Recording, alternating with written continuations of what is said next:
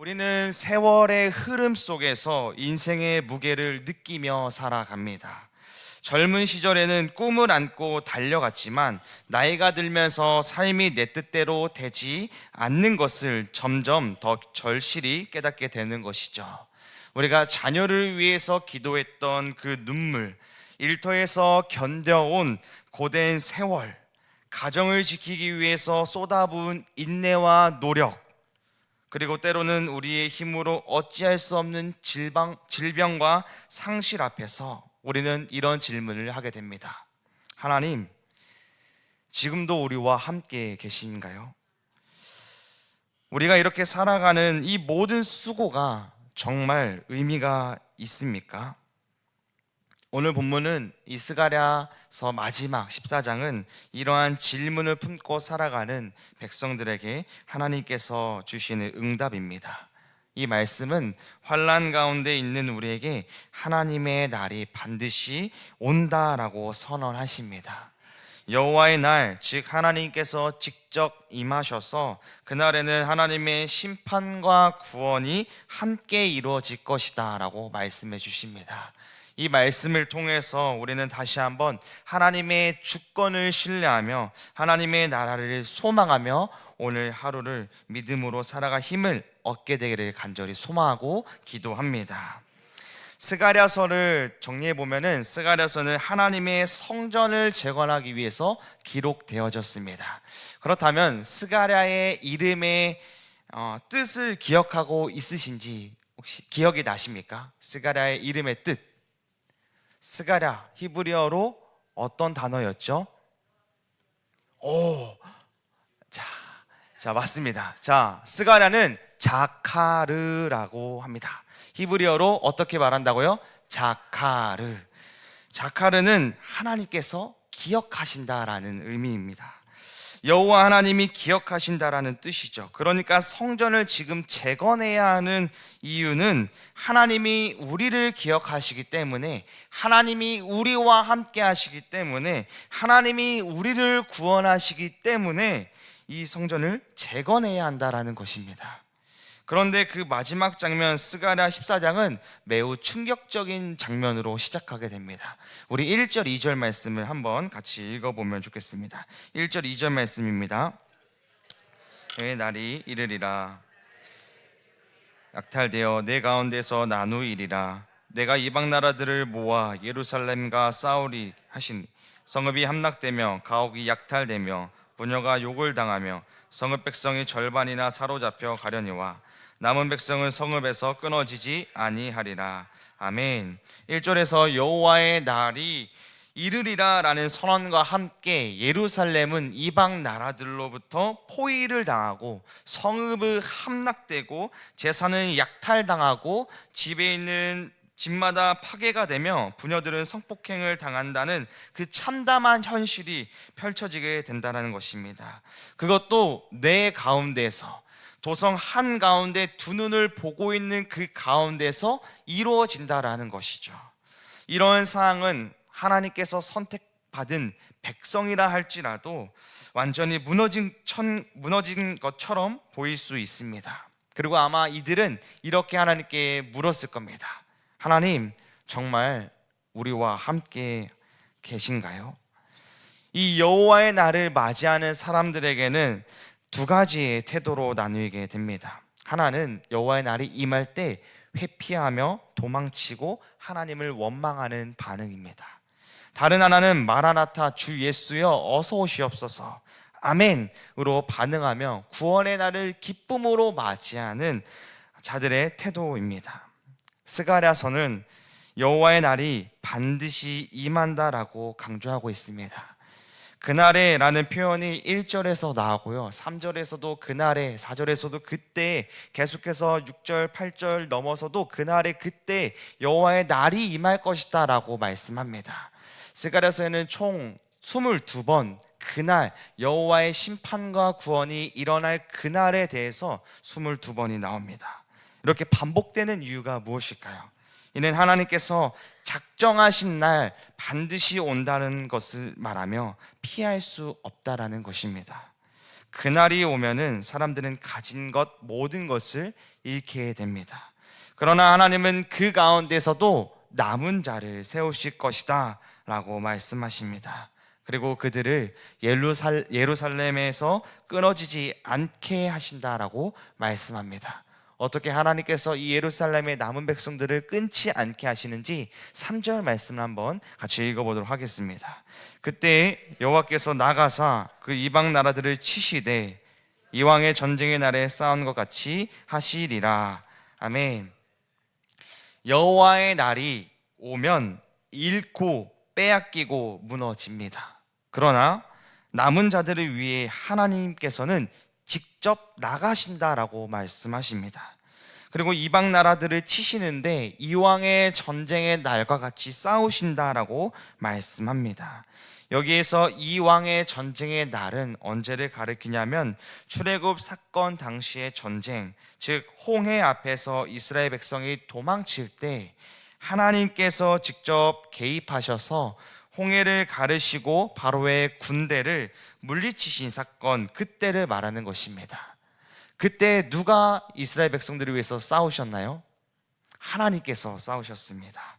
스가랴는 이 말을 통해서 그날과 같이 하나님께서 지금 예루살렘에게 이방 나라들로부터 고통당하고 멸망받게 될 것에 있어서 하나님께서 남은 자들을 구하시고 그들을 예루살렘에서 끊어지지 않게 하신다, 하나님께서 전쟁하시겠다라고 말씀하는 것입니다. 이스라엘에 당하는 절망적인 상황에서도 하나님께서 직접 싸우셔서 구원하실 것을 선언하십니다. 여러 나라가 연합군으로 힘을 다해서 쳐들어오는데 이스라엘에게 무슨 힘이 있어서 이것을 견뎌낼 수 있을까요? 아무리 좋은 전략을 가졌을지라도 이길 힘이 없습니다. 하나님이 싸우셨다라는 것을 기억하라는 것입니다. 자카르, 스가랴의 이름의 뜻이 무엇이라고요? 기억하다, 기억하다입니다. 하나님이 하신다라는 것을 기억하십시오. 우리의 삶의 갖가진 문제나 어려움과 고난 가운데에서도 하나님께서 싸우고 계심을 기억하십시오. 우리가 하나님께서 우리를 위해서 함께 하시고 우리를 위해서 지금도 여전히 일하고 계심을 기억해야 합니다. 계속해서 4절부터 5절은 여호와의 발이 예루살렘 앞 감난산에 서시며 산이 갈라지고 새로운 피난처가 열리는 장면을 보여주고 있습니다. 감난산이 동서로 갈라지며 큰 골짜기가 생기고 백성들은 그 사이로 도망하게 됩니다. 이는 완전히 포위가 된 예루살렘에 하나님께서 길을 여신다라는 것입니다. 그런데 이 모습은 단순히 길을 열어서 그들이 도망가는 것으로 끝나지 않습니다. 5절 하반절에 이렇게 기록되어 있습니다. 나의 하나님 여호와께서 임하실 것이요 모든 거룩한 자들이 주와 함께하리라 라고 말씀하십니다. 즉 하나님은 그날에 단지 구원을 베푸시는 분뿐만 아니라 직접 임재하셔서 거룩한 백성들과 함께 하신다라는 것입니다. 길을 내시는 것만이 아니라 그 길 가운데에도 하나님께서 같이 동행하신다라는 말씀인 것이죠. 그런데 남은 자들을 위해 직접 싸우시고 피할 길을 열어주시고 백성들과 함께 하신다, 이 말씀 어디서 보시지 않으셨습니까? 하나님께서 피할 길을 내신다라는 것, 예수 그리스도께서 자기의 육체를 찢으심으로 말미암아 하나님께 나아가는 길을 여신 것을 말씀합니다. 요한복음 14장 6절 말씀에 이렇게 예수님께서 말씀하십니다. 잘 들어보십시오. 내가 곧 길이요 진리요 생명이니 나로 말미암지 않고는 아버지께로 올 자가 없느니라. 아멘. 예수님은 단순한 안내자가 아니라 하나님께로 나아갈 수 있는 유일한 길이시고 유일한 피난처이시고 유일한 구원의 길이십니다. 우리가 겪는 고난은 하나님의 침묵이 아닙니다. 하나님의 침묵 속에서도 일하고 계시고 결국 하나님의 때에 역사 가운데 나타나셔서 심판하시고 구원하실 것입니다. 지금 우리가 사람마다 다 상황과 환경이 다르지만 우리가 이해하지 못하는 상황 속에서도 우리의 삶과 우리의 생활 모든 환경 속에서는 하나님의 손에 있다라는 것을 기억해야 합니다. 이에 팀 켈러 목사님이 쓰신 하나님을 말하다라는 책에서는요, 고통을 겪는 존재는 하나님이 없다는 증거가 아니라 하나님을 필요하다라는 증거다라고 말합니다. 다시 한번요, 하나님을 말하다라는 책에서 고통을 겪는 존재는 하나님이 없다라는 증거가 아니라 하나님이 필요하다라는 증거라고 말합니다. 고난 가운데서도 하나님의 주권을 신뢰하며 살아가는 것, 그것이 바로 믿음이 있는 성도의 길인 줄 믿습니다. 사랑하는 우리 재가족 성도님들, 우리가 인생을 살 때 하나님의 백성으로서 이해할 수 없는 고난과 역경, 힘듦 우리에게 찾아올 때가 너무나 많습니다. 그러나 하나님은 그때에도 침묵하지 않으시며 반드시 자기의 백성을 구원하신다라고 말씀하십니다. 그러므로 오늘 우리가 감당해야 하는 그 고난 속에서도 하나님의 주권을 의심하지 말고 주님의 때에 역사하실 것을 소망하며 길과 진리이신 예수 그리스도를 꼭 붙잡고 살아가길 소망합니다. 또한 그렇게 살아갈 수 있기를 간절히 저도 함께 기도하겠습니다. 하나님은 자신이 만든 피조물을 계속해서 돌보시고 유지하시고 다스리십니다. 우리가 고난 가운데서도 예수 그리스도를 붙잡고 살아간다라는 것은 하나님께서 계속해서 일하고 계신다라는 증거입니다. 하나님은 모든 것을 아시며 전능하시기에 일어나는 일이죠. 하나님의 돌보심과 섭리 없이는 아무 일도 일어나지 않습니다. 하지만 이 세상 살아가는 사람들은 어떠한 일이 있을 때 자연적으로 일어난 일이라고 말하기도 하고, 이건 운이야, 때로는 재수가 좋았어, 또 어떤 사람은 일어난 일이 당연히 일어난 거야, 우연히 일어난 일이야 라고 말합니다. 또 다른 사람들은 이거는 운명이야 라는 단어를 사용하면서도 말을 합니다.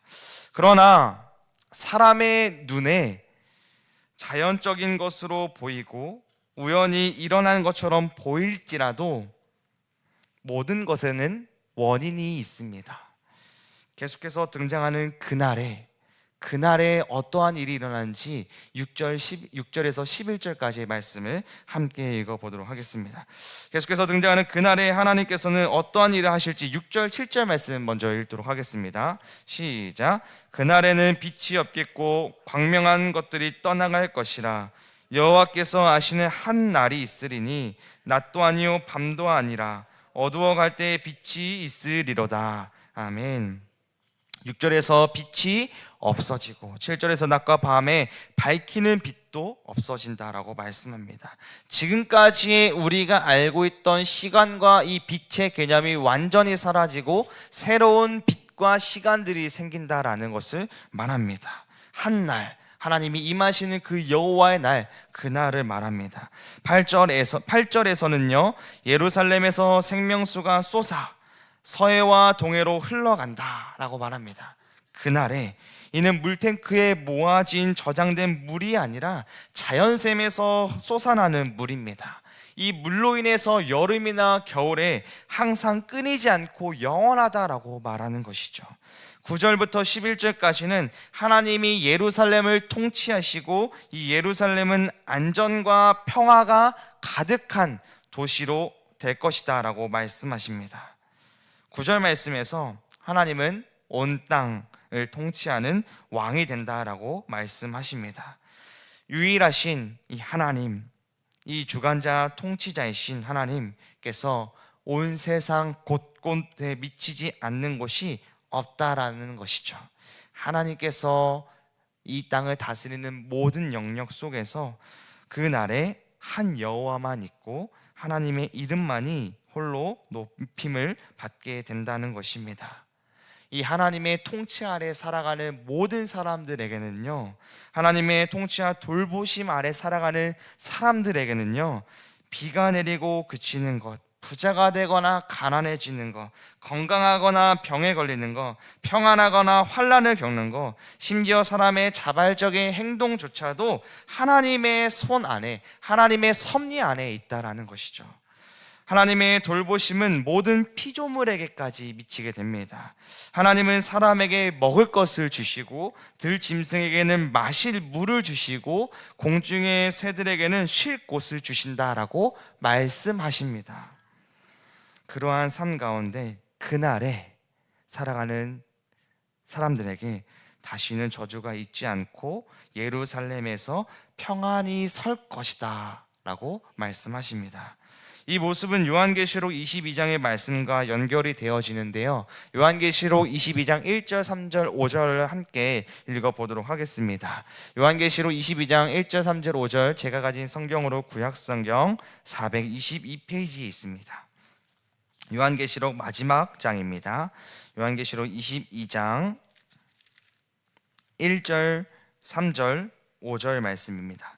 신약성경 422페이지에 있습니다.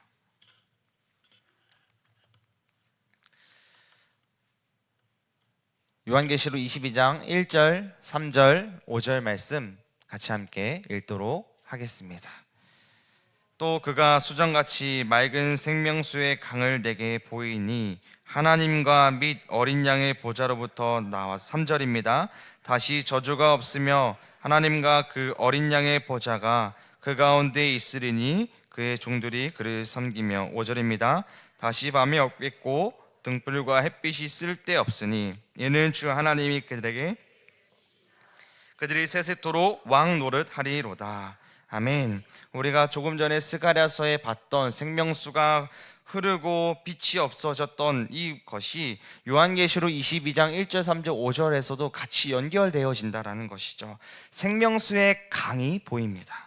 밤이 없고 등불과 햇빛이 필요 없어진다라는 것은 이 자연 환경이 변화가 있다라는 것을 말하는 것이 아니라 하나님의 임재가, 하나님의 이 땅에 오심이 새로운 창조 질서가 이루어진다라는 것을 말씀하시는 것입니다. 더 이상 해가 필요 없습니다. 해와 달이 빛을 비추지 않아도 하나님께서 친히 빛이 되어주신다라고 말씀해 주십니다. 우리의 만왕의 주가 되셔서 우리를 저주가 없게 하시고 영원히 보좌 가운데 계시며 우리의 주님이 되신다라는 것이죠. 이 모습을 대재앙을 겪고 있는 이 예루살렘에게 하나님은 참 빛이 되시고 생명수가 넘치는 곳으로 만들 것이다 라고 약속해 주고 있는 것입니다. 요한계시록 22장 1절부터 5절까지의 말씀에서 예루살렘을 새하늘과 새 땅으로 회복시키시고 하나님은 천하의 왕이 되어서 왕노릇하고 다스린다라고 말씀합니다. 이미 이 약속을 보여주셨지만 아직 임하지는 않았습니다. 그러므로 하나님의 백성들은 이 날을 사모하면서 살아가야 합니다. 자카르 기억하십시오. 하나님이 우리에게 장차 들어갈 하나님의 나라를 기억하며 살아가길 소망하고 기도합니다. 그날은 반드시 올 것이며 그날을 소망하고 붙들고 살아가는 사람들에게는 이 땅에서 경험하지 못한 하나님의 은혜를 경험케 하시고 우리가 다시는 저주가 없고 영원한 생명으로 살아간다라고 말씀하고 계십니다. 우리 이 땅에 살아갈 때 너무 힘들고 연약하고 넘어질 때가 많지만 그러한 일들이 일어나지 않고 다시는 울을 일이 일어나지 않고 영원하게 예수 그리스도와 하나님과 함께 살아갈 것이다 라고 말씀해 주고 있는 것입니다.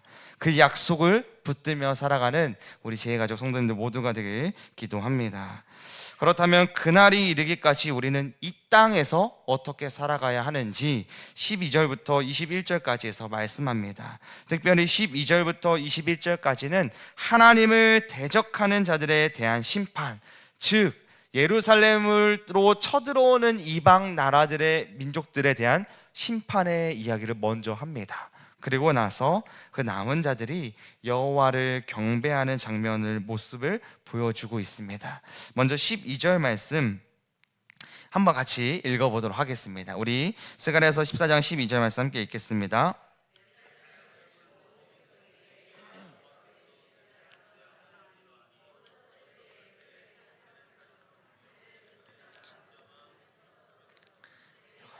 속에서 썩어진다. 아멘. 12절까지의 말씀입니다. 12절에서는 여호와께서 예루살렘으로 치러 왔던 이방 민족들에게 내리실 재앙으로 그들의 살이 서 있을 때 썩고, 눈이 눈구멍에서 속에서 썩고, 혀가 입속에서 썩어진다라고 말씀하십니다. 15절에서는요, 말과 노새와 낙타와 나귀 등 모든 짐승들에게도 동일한 재앙을 내리신다라고 말씀하십니다. 13절에서는요, 여호와께서 큰 환난을 보내사 그들이 서로 손을 들고 공격하게 되어서 그들 안에서 서로 싸우게 되고 무너지게 될 것이다 라고 말씀하십니다. 여호와의 날, 그날에는 분명한 심판이 있습니다. 그러나 하나님은 그 심판으로 끝나지 않으십니다. 16절 이하에서 이방 나라의 남은 자들이 예루살렘으로 올라와 여호와께 경배하며 초막절을 지키게 하십니다. 모세의 율법에 이스라엘에게는 매년 3번 예루살렘으로 올라오는 순례의 절기를 지키도록 규정되어 있습니다. 꼭 지켜야 합니다. 그 중에서는 무교절, 맥주절, 수장절이 있습니다.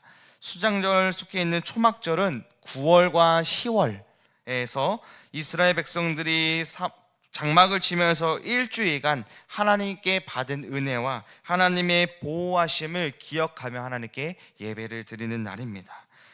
이들에게 초막절은 그 해의 가장 큰 종교적인 행사이며 축제입니다. 하나님께서 다른 민족들을 부르시고 이 초막절을 함께 지키러 오라, 축제를 같이 해라 라고 말씀하시는 거죠.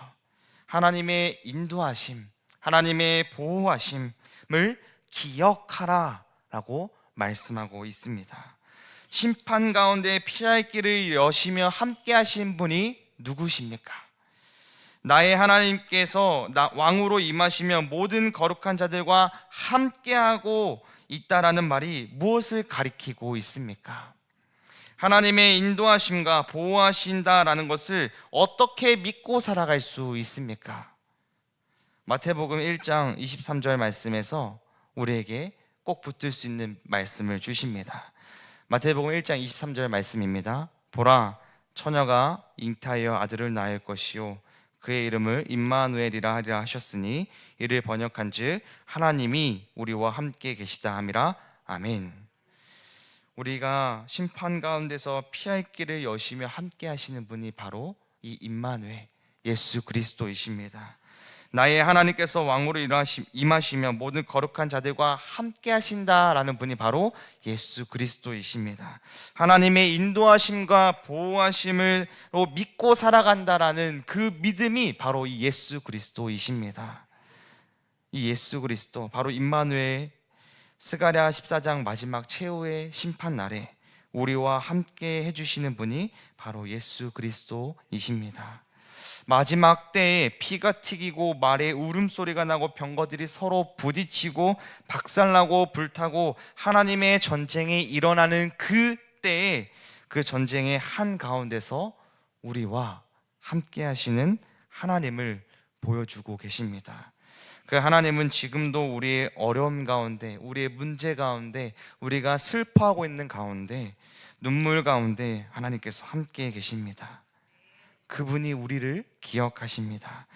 자카르, 우리를 기억하시는 스가랴의 하나님께서 오늘도 우리의 모든 절망 가운데 함께 하시고 우리의 모든 문제 가운데, 우리의 모든 시험 가운데 우리가 견딜 수 없을 만큼 아프고 눈물 나는 가운데 하나님께서는 우리에게 찾아오십니다. 그리고 우리에게 찾아오시고 우리와 함께 하신다라고 말씀해 주십니다. 또한 이는 이스라엘 백성들 뿐만 아니라, 선택받은 백성들 뿐만 아니라 모든 민족들을 가리켜서 하시는 말씀입니다. 그래서 초막절을 지키지 않는 자들에게는 비를 내리지 않겠다라고 말씀하시죠. 이들에게 비가 내리지 않는 것은 천문학적으로 물리적인 형벌을 받아서 하나님의 축복에서, 형벌을 넘어서 하나님의 축복을 받는 자리에서 제외된다라는 것을 의미합니다. 비가 내리지 않는다라는 것은요, 물리적인 형벌을 넘어 하나님의 축복받는 자리에서 제외된다라는 것입니다. 하나님의 다스리심 아래에 살면서도 순종하지 않는 자들에게는 생명의 근원이 끊어지는 것과 같은 영적 고갈이 찾아온다라는 것이죠. 심지어 애굽과 같은 대표적인 이방 나라들도 예외가 아니었습니다. 순종의 여부에 따라 하나님의 은혜를 누리게 될지 아니면 재앙을 겪게 될지가 바로 결정이 되어집니다. 그날이 되면 거룩하고 참된 성도들이 여호와의 성전에 와서 하나님께 순전한 마음으로 예배를 드리게 되어집니다. 20절 21절의 말씀을 함께 읽도록 하겠습니다. 그날에는 말 방울에까지 여호와께 성결이라 기록될 것이라. 여호와의 전에 있는 모든 솥이 제단 앞 주발과 다름이 없을 것이니 예루살렘과 유다의 모든 솥이 만군의 여호와의 성물이 될 것인즉 제사 드리는 자가 와서 이 솥을 가져다가 그것으로 고기를 사물이라. 그날에는 만군의 여호와의 전에 가나안 사람이 다시 있지 아니하리라. 아멘.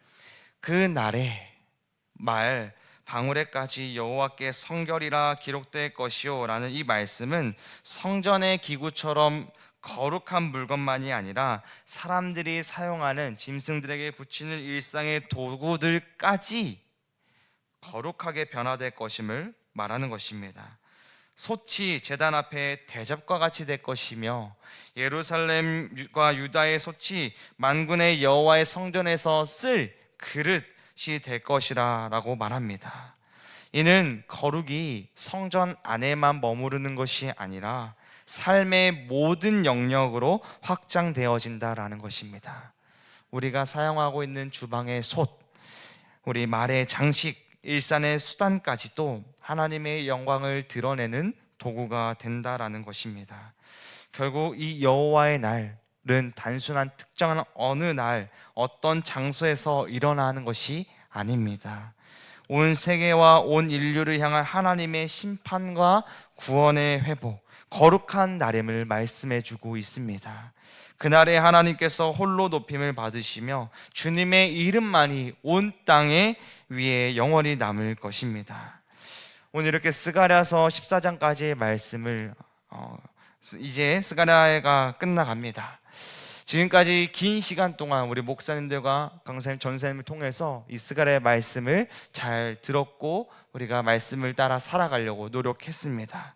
오늘 이 마지막의 시간, 단순한 스가랴가 건물로서의 건축을 성전으로 만들어가는 것이 아니라 이 성전이 가져올 최후의 승리, 바로 예수 그리스도가 우리의 어린 양 예수님이 주실 최후의 승리를 보여주고 있는 것입니다. 그분이 임마누엘이 되심을, 우리와 함께 하신 하나님을 우리에게 소망을 주고 있습니다. 하나님은 모든 것을 창조하시고 지금도 다스리시고 일하십니다. 그러므로 어떤 어려움 속에서도 우리는 인내하고 형통할 때 감사하며 또한 장래의 일에 대해서 우리의 신실하신 하나님을 의지하고 믿으며 어떤 피조물이라도 우리를 하나님의 사랑에서 끊을 수 없다라는 것을 확신합니다. 왜냐하면 모든 피조물이 하나님의 손 안에 있으므로 하나님의 뜻이 없이는 피조물들을 움직일 수 없기 때문입니다. 섭리를, 하나님의 돌보심을 믿지 않는 사람은 자주 절망에 빠집니다. 어려움 속에서 하나님을 의지하지 않고 자신의 힘을 믿기 때문이죠. 섭리를, 하나님의 돌보심을 믿으시기 소망합니다. 우리의 능력으로 성공했다라는 것이 아니라 하나님의 능력으로 하나님께서 싸우시고 일하시고 지금도 우리와 함께 하신다라는 것을 믿으시기 바랍니다. 그 속에서 우리에게 찾아오는 어려움 속에서는 인내할 수 있습니다. 왜냐하면 하나님이 나와 함께 하신다라는 그 믿음이 있기 때문이죠. 섭리를 아는 사람은 형통할 때 교만하지 않습니다. 또한 형통하게 하시는 분이 하나님이심을 믿기 때문이죠. 오늘 우리 스가랴서 14장까지 열심히 달려온 우리 성도님들, 자카르 기억하십시오. 스가랴의 이름처럼 하나님의 은혜를 기억하십시오. 고난 속에서 겪고 있는 문제들이 있으시다면 그곳에서도 나와 함께 하시는 분이 있다는 것을 기억하십시오.